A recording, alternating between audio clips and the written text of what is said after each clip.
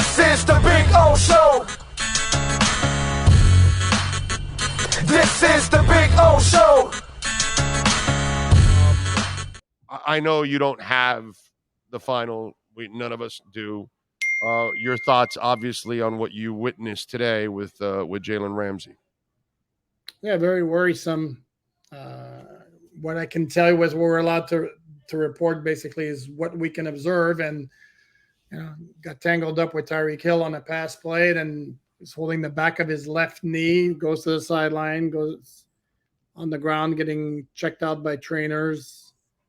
Maybe I don't know if I don't want to speculate. I'm not a doctor, but then he hops on the cart, not putting any weight on his left leg. It's one of those where going to hold your breath until we find out more. Obviously, a big piece of the equation for this Dolphin defense. He had a hell of a play early in practice when he was like step for step with Jalen Waddle way down the field to break up a pass. And dude can play, so we'll, again, like I said, cross our fingers and wait to see what the news is. The only good thing I will say about it, not that there's anything really good about it, but Dolphins did plan well because you did draft Cam Smith and you have Kohu. So you do have at least some bodies in camp.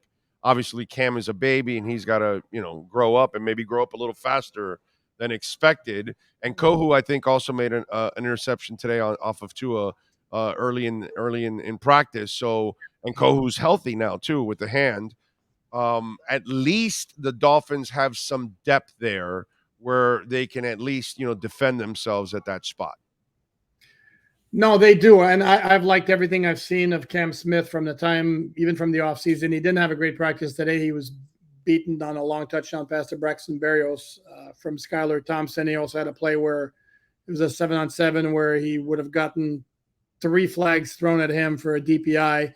But for the most part, he's been really, really good. I've liked his coverage. He was on Jalen Waddle on one play in the first practice of training camp, and the coverage was really good. And I've always been of the opinion that for some reason, whenever the Dolphins cornerback core was mentioned since February or whenever it was, since the start of the offseason program, that nobody was talking enough about that guy. I think I can see him playing a significant role. That's even if Jalen Ramsey turns out to be fine, as we all hope he does. And Cater certainly seems like your slot guy. Xavier Howard cannot stop raving about the guy every chance he gets. Every time he's asked, which one of the young cornerbacks is impressing you, it's always Cater he mentions. Nick Needham is kind of an X factor in the equation. He's still on PUP, recovering from the Achilles injury. Exactly when he's going to be back in action, who knows?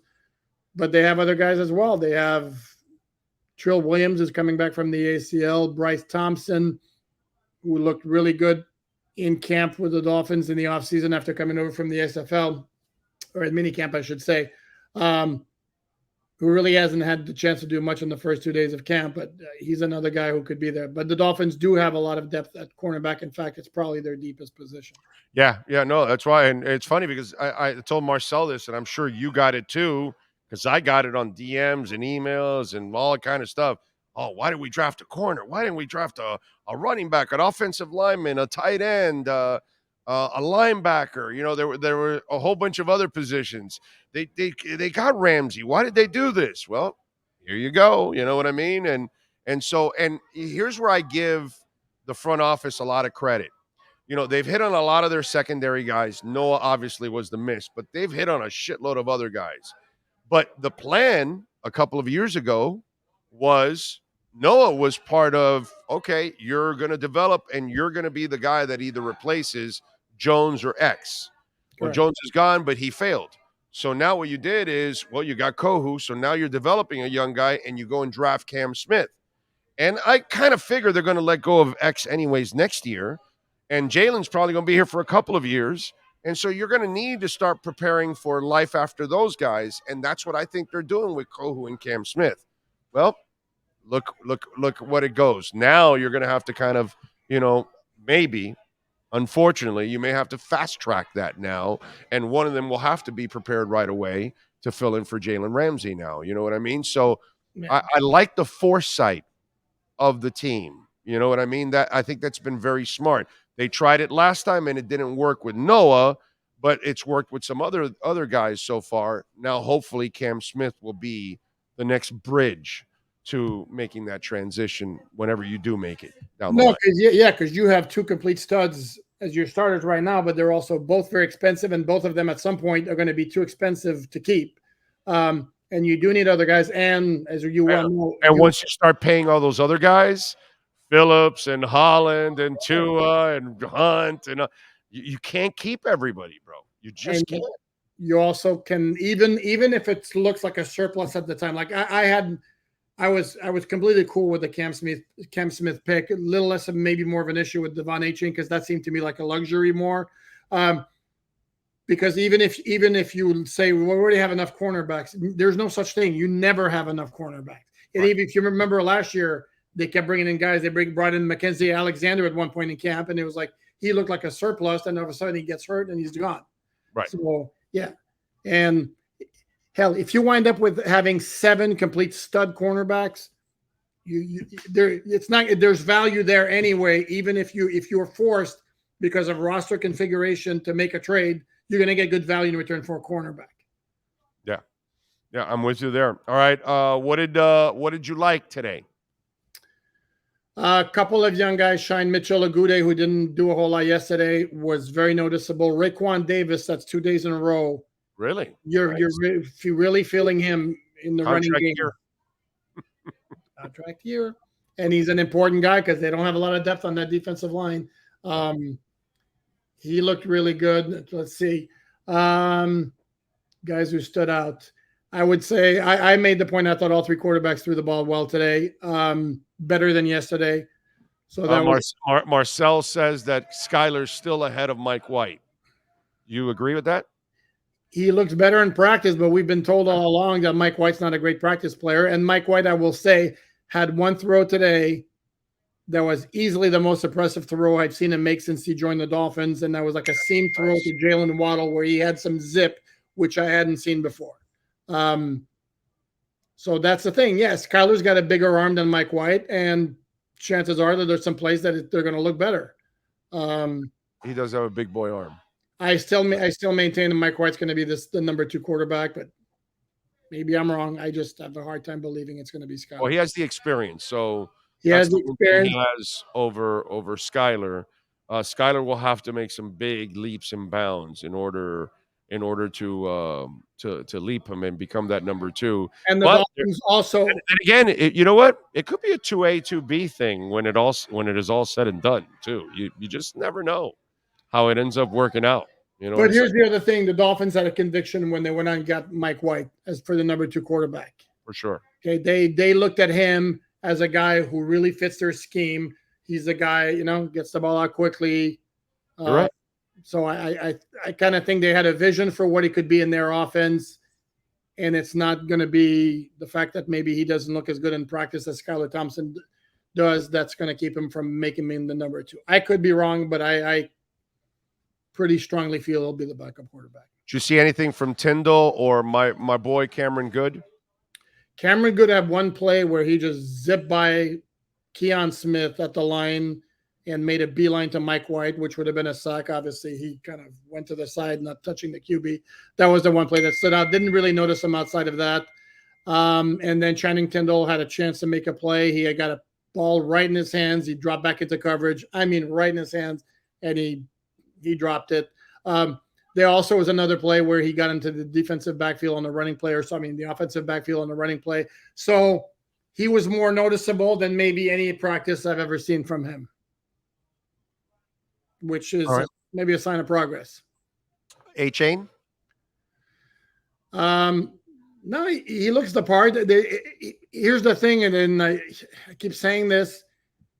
I see him, and I see Savon Ahmed, and I have my binoculars, and unless I'm zeroing in on the second number on their jersey, I couldn't tell you who's who. I mean, really? Isn't Achane a little thicker? Isn't Achane a little thicker than Ahmed? No, if anything, Ahmed's a little thicker. Really? Okay. Achane's got better speed, but you don't notice that speed with the plays within a 5-yard area. I'm sorry, running until you're out in the open field is where you see it. Correct. If you're running a 4.3 and the guy runs a 4.4, you're not going to notice a difference in the 10-yard area. Sorry. So, but no, they both have a couple of runs where they look good. A-Chain had one today where started offside and he made kind of like a little bit of a jump cut to the outside and it looked really good. Ahmed had one or two good runs as well. So again, this is why to me, I don't know. Again, I love the pick of Cam Smith in the second round. Made perfect sense. A-Chain in the third round was a luxury pick. Chosen, are they using him outside and inside, or because obviously Barrios had a big play today, and he's going to be a slot guy. So I'm wondering now that they're getting to the point of training camp, where's Chosen being used? I don't know. That's something I can reveal actually, based per the Dolphins reporting rules. That's right. What I can tell you is Chosen catch today. Sorry, you're trying to get me in trouble, Big O. Sorry, I forgot about that. I forgot about that. Sorry. He had a catch today. It was very, very, very quiet. I think he's been targeted once in the first two practices after having a very productive offseason. And Barrios was kind of the stud today with that long touchdown catch from Skyler. I think he's going to be an SOB at that position. I think he's just perfect for finding just spots, holes in the defense, and just sitting there.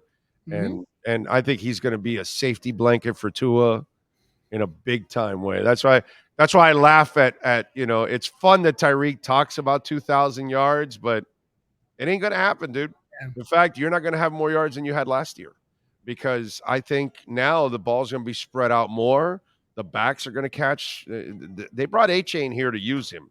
They didn't draft him to keep him on the bench, and he's going to catch passes and he's going to run the ball too.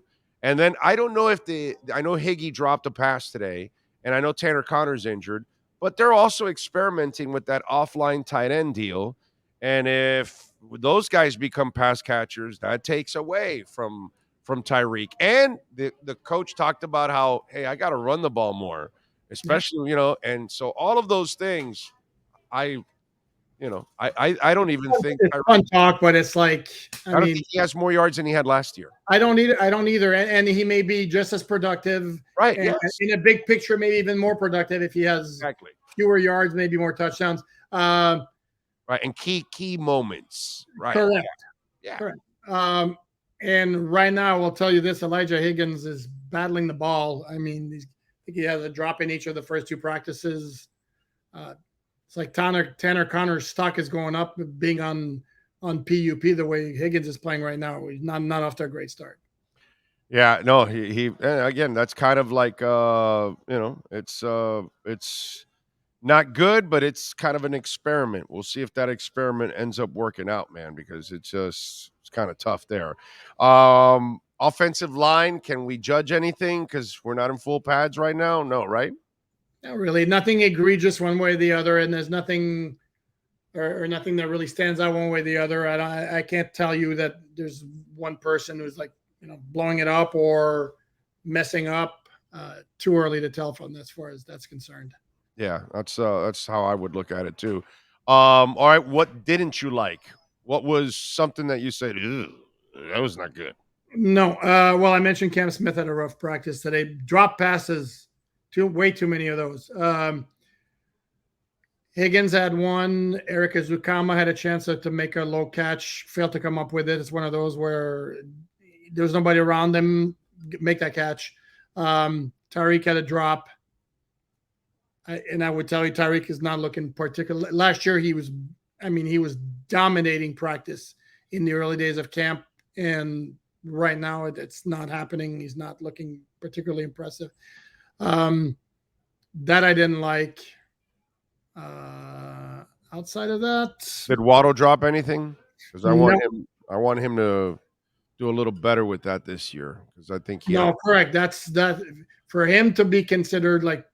I don't want to. I'm not going to get into the elite conversation and all that because that ruffles a lot of feathers. But that's the next step for him. He's got to become more consistent at catching the ball without question. No, it's not. He lost a game all by himself with 2 drops. And he killed the team last year in one game. And so that's one thing that I pointed out last year. His game is fantastic. The one thing he's just got to tweak a little bit there. There's just a little too many drops for being an elite guy. Do you think Tyreek gets any suspension from the NFL? Oh, yeah, that's a great question. Follow me on this. Go ahead. Follow me on this because I think he gets a game, unfortunately. I hope not. I hope I'm dead ass wrong. Because a lot of Dolphin fans are all like, bothered with me right now on this. And it's not like I'm rooting for it, but I fear it. And I say this because, okay, so you smack him in the back of the neck. It wasn't terrible, okay? But you had a guy holding you back from it could have been a lot worse. And then you have a second go around where there are 6 left tackles keeping you from him. Again, to me, the anger issues he showed there were worse than the actual slap. Correct. Plus, the 2 incidents you had before, okay, you were coming into the NFL, all of a sudden now the league is going to look at it and say, okay, it's not a big deal, but clearly there's an anger problem here. We need to send a message. And I think he gets a game solely on the anger, actually, more than anything else, because if it wasn't for his friend in the first go around and then the other 6 left tackles, it could have been a lot uglier. And I think that that's the part that the NFL is going to see. This is a representative of our league. If we don't send him a message now and we don't discipline him for this, he's going to say, well, I can get away with all this stuff. And he's got to bring that anger in. So I wouldn't be surprised if, 1, they make him take some anger management classes, and 2, he gets 1 game just to kind of send a message because of prior stuff. Again, I'm not sitting here rooting for him to get a suspension or anything like that. I'm just looking at it objectively and from the league's point of view and the anger part of it. That because everybody, the slap wasn't much.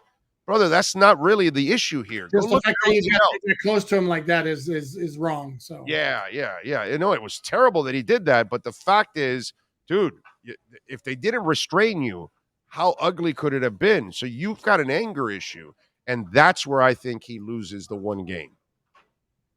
Your thoughts? I can't argue with anything you just said. I think you make a valid point, and we were discussing this today at practice actually, and I think I kind of threw that out. That if I had to guess, I'm thinking, yeah, maybe he gets a game. Yeah. Unfortunately, I'm not sitting here rooting for it, but it's just I kind of fear it because of his prior. If he didn't have any priors, I think he gets away with a fine. But because of the prior, and it was an anger thing too, because it was a domestic issue, and that's what that's what shows in that video. He has a problem with anger. Yep. And that's where I think that the league's going to nail him for a game. That's just me, All right, what do you got going on in Sports Illustrated so folks can check you out, my friend? Well, I mean, we're all over practice, like camp observation. I also wrote today about, obviously, the Jalen Ramsey injury, where we'll update it as new developments warrant. Wrote about Dalvin Cook, where now it looks like the Dolphins are not going to have him on their roster, but they're going to face him twice a year because – my thinking is he's not leaving New York this weekend without a deal. And as you and I talked all along, that's the one team that always made sense for him because of the roster that they've built, their Super Bowl aspirations, and the fact that they have a stud running back who's coming back from an ACL. And it just makes so much sense. And now they got a little bit more money to spend after Aaron Rodgers took that haircut. So again, there are reports that the Dalvin Cook will visit the Patriots as well. After he visits the Jets, I get the feeling the Jets aren't letting him leave the building without a contract. The Patriots are also interested too, man. So correct. If I'm Dalvin Cook, I think I go with the Jets before. Again, the money being similar because he may go where the most money is. No Brady there. Less and less players are going to go there unless they offer the kind of money and they overpay. Which, by the way, Belichick has been panicking lately, and he has been delving into free agency like he never did before. So he lost his honey pie, bro. Because with Brady, so many guys would sacrifice to go there. Without that guy, man. Yeah, because there's players who were chasing a championship maybe would sacrifice some dollars to go play with New England when they had Brady. They're not doing that now. No dice. All right, follow him on Twitter at Poupart NFL and catch his work, of course, at Sports Illustrated, and catch him here twice a week doing his thing. Poop, glad to have you back.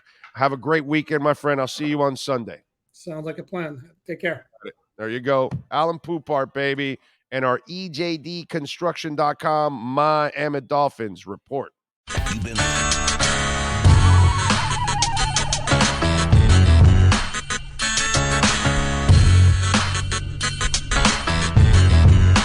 This is the Big O Show.